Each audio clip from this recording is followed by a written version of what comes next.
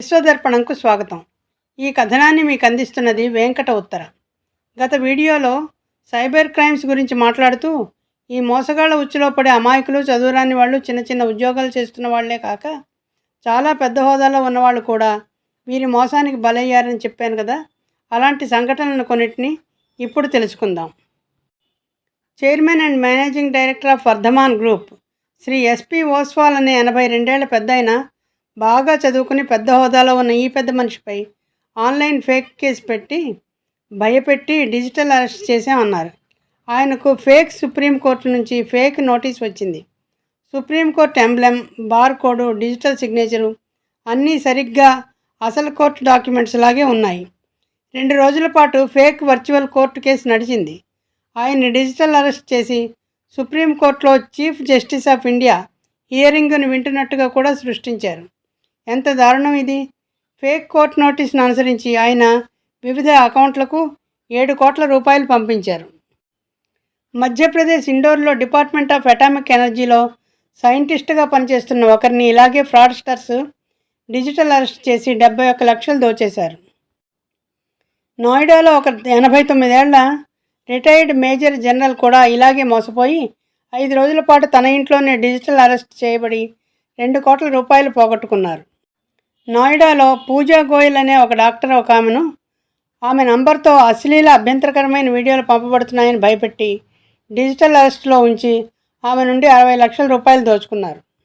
దీన్ని బట్టి ఈ ఫ్రాడ్స్టర్స్ ఒక ప్రత్యేక వర్గాన్ని టార్గెట్ చేయడం లేదని, ఎవరి దగ్గర డబ్బు దొరుకుతుందో రెక్కి చేసి తెలుసుకుని వారినే టార్గెట్ చేస్తున్నారని అర్థమవుతోంది. ఆఖరికి స్టూడెంట్స్ని కూడా వీళ్ళు వదలలేరు. అహ్మదాబాద్లో 27 ఏళ్ల ఒక అమ్మాయిని సెంట్రల్ గవర్నమెంట్ అఫీషియల్ నుంచి వచ్చిందని ఒక ఇన్ఫర్మేషన్ చెప్పి ఆమె పేరు మీద పార్సిల్ వచ్చిందని, దానిలో డ్రగ్స్ ఉన్నాయని, ఆమె మీద యాక్షన్ తీసుకుంటున్నామని చెప్పి సిబిఐ ఆఫీసర్ని చెప్తున్న ఒక పోకిరి ఆమెను పుట్టుమచ్చలు టాలియాలని చెప్పి ఆమెను డ్రెస్ తీయాలని ఆదేశించట. అలా భయపెట్టి ఆమె అకౌంట్లో ఉన్న డబ్బంతా ట్రాన్స్ఫర్ చేయించుకున్నారట. దీన్ని బట్టి మమ్మల్ని ఎవరు ఏమీ చేయలేరు అని వాళ్ళెంత కాన్ఫిడెంట్గా ఉన్నారో అర్థం అవుతోంది. డిజిటల్ అరెస్ట్ అనేది ఒక సైబర్ క్రైమ్. దీనిలో మోసగాళ్ళు వాళ్లే లా ఎన్ఫోర్స్మెంట్ ఏజెన్సీకి సంబంధించిన వాళ్ళుగా నటించి పోలీసు, ఈడీ, సిబిఐ, కోర్టు అన్నీ వాళ్లేగా నటిస్తారు, మోసం చేస్తారు. సాధారణంగా 2 రకాల డిజిటల్ అరెస్ట్ జరుగుతుంది. ఒకటి డ్రగ్స్ ఉన్నాయని చెప్పడం, లేకపోతే వీళ్ళ ఆధార్ కార్డుకి లింక్ అయిన ఒక ఫోన్ ద్వారా అశ్లీల వీడియోలు వస్తున్నాయని భయపెట్టడం. ఒకవేళ విక్టిమ్స్ లొంగిపోయి అంగీకరిస్తే సెకండ్ ఫేజ్ డిజిటల్ అరెస్ట్ చేయడం. అంటే వాళ్ళ ఇంట్లో వాళ్ళే ఒక రూమ్లో అరెస్ట్ అయినట్టుగా కదలకుండా కూర్చొని వాళ్ళ వీడియో కాల్ ఎదురుగుండా కూర్చోవాలి. మీ ఫోన్ కెమెరాని ఆపడానికి వీల్లేదు. వాళ్ళు ఇంటరాగేట్ చేసే విధానం వల్ల ఎవరి సహాయం తీసుకోవడానికి కానీ సలహా అడగడానికి కానీ ఆస్కారం ఉండదు. వాళ్ళ కెమెరా ఎదురుగా మాత్రమే ఉండాలి. ఆఖరికి ఏదో ఒక మొత్తం మీరు చెల్లించేలా చేసి వదులుతారు. కొంతమంది మోసగాళ్ళు క్రిప్టో కరెన్సీలోనో గిఫ్ట్ కార్డు ద్వారానో చెల్లింపులు చేయమని కూడా అడుగుతున్నారట. అందువల్ల వాళ్ళని ట్రాక్ చేయడం కష్టం అవుతుంది.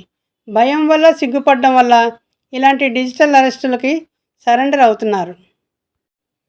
Indian cyber crime coordination centre I4C అనేది ఒక ప్రెస్ రిలీజ్ని ఇచ్చింది. దాంట్లో ఏం చెప్పారంటే సిబిఐ, కస్టమ్స్, ఈడీ, పోలీస్ లాంటి సంస్థలు ఎప్పుడూ డిజిటల్గా అంటే ఆన్లైన్లో మిమ్మల్ని అరెస్ట్ చేయవు. ఇలా ఎవరైనా కాల్ చేస్తే మా ఇంటికి వచ్చి నోటీస్ ఇచ్చి వెళ్ళండి అని చెప్పాలి. డిజిటల్ ఇండియా అంటే మీరు ప్రతిదానికి ఇంట్లో కూర్చుని ఆన్లైన్ మాత్రమే పనిచేయాలని కాదు కదా. అనేక రకాల స్కామ్స్ ద్వారా డబ్బు పోగొట్టుకుంటున్నారు. అందులో ఒకటి యూపీఐ స్కామ్. యూపీఐ వల్ల మనం చేసే పనులన్నీ ఈజీగా మారాయి, కానీ ఇది మోసగాళ్ళకు కూడా బాగా వీలు కల్పిస్తోంది. 2022-23లో 1 లక్షకు మించి యూపీఐ ఫ్రాడ్ కేసులు రిపోర్ట్ అయ్యాయి. డిజిటల్గా పే చేయడం ఎంత సులువో పోగొట్టుకోవడం కూడా అంతే సులువు. క్యూఆర్ కోడ్ స్కానింగ్ చేసేటప్పుడు కూడా జాగ్రత్తగా ఉండాలి. మనం ఎవరికి పంపాలో వారికే మనీ వెళ్తుందా లేదా అని చూసుకోవాలి. బెంగళూరులో 40% సైబర్ క్రైమ్ ఇన్సిడెంట్స్ క్యూఆర్ కోడ్కి సంబంధించినవేనట. ఇంకోటి సెక్స్టార్షన్.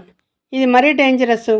స్కామర్స్ వీడియో కాల్ చేస్తే ఎవరైనా తీశారనుకోండి, అప్పుడు ఒక ఆమె అశ్లీలమైన పనులు చేస్తూ కనిపిస్తుంది. వాళ్ళు అవి చూస్తూ ఉండగా వాళ్ళ వీడియో తీయబడుతుంది. ఆ తర్వాత వాళ్ళపైన అశ్లీలమైన వీడియో కేసు పెట్టబడుతుంది డిజిటల్గా.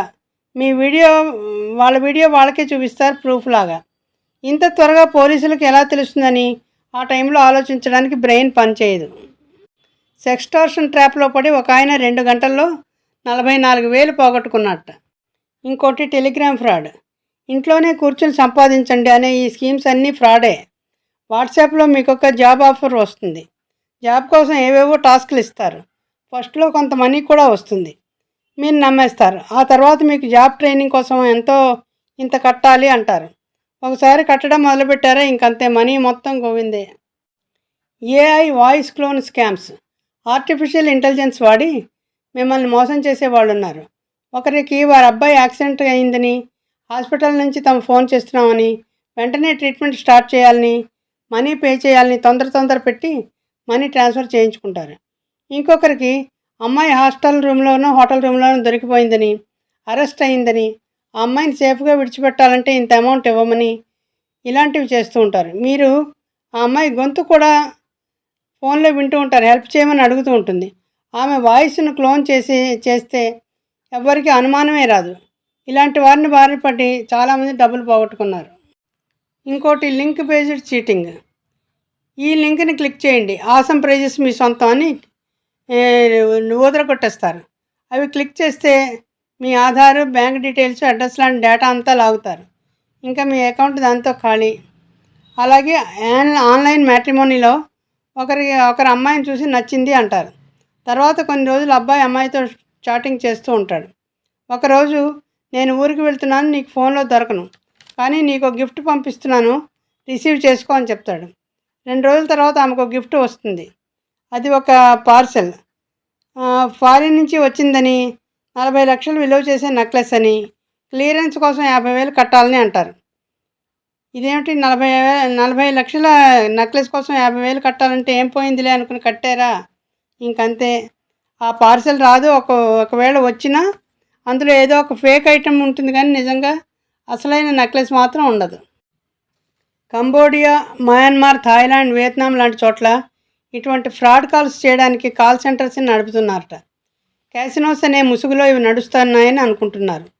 జాబ్స్ కోసం అని ఆశపెట్టి ఇండియన్స్ని రిక్రూట్ చేసుకొని వాళ్ళ పాస్పోర్టు, వీసా అన్ని కలెక్ట్ చేసేసుకుని ఒక స్లేవరీలాగా, అంటే బానిసల్లాగా వాళ్ళని వాడుకొని ఈ కాల్స్ని ఇండియన్స్ చేతనే ఇండియన్స్కి చేయిస్తున్నట్టు ఒక సమాచారం. దీని వెనక మన శత్రు దేశాల హస్తం ఉందని అనుమానం. ఇండియన్ సైబర్ క్రైమ్ కోఆర్డినేషన్ సెంటర్లో రోజు 7,000 సైబర్ క్రైమ్ కంప్లైంట్స్ రిజిస్టర్ అవుతున్నాయట.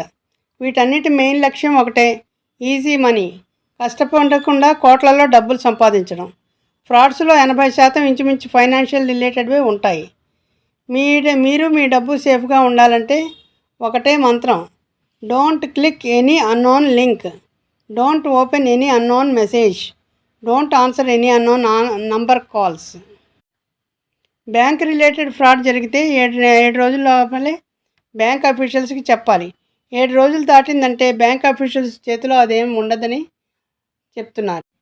ఇలాంటి కాల్స్, మెసేజెస్ వచ్చినప్పుడు భయపడకుండా www.cybercrime.com.in అనే వెబ్ పోర్టల్కి ఇన్ఫామ్ చేయండి, లేదా 1930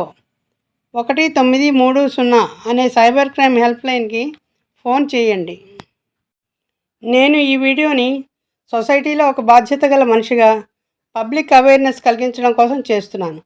అందుచేత మీరు కూడా ఈ వీడియోని సాధ్యమైనంత ఎక్కువ మందికి షేర్ చేస్తారని ఆశిస్తున్నాను.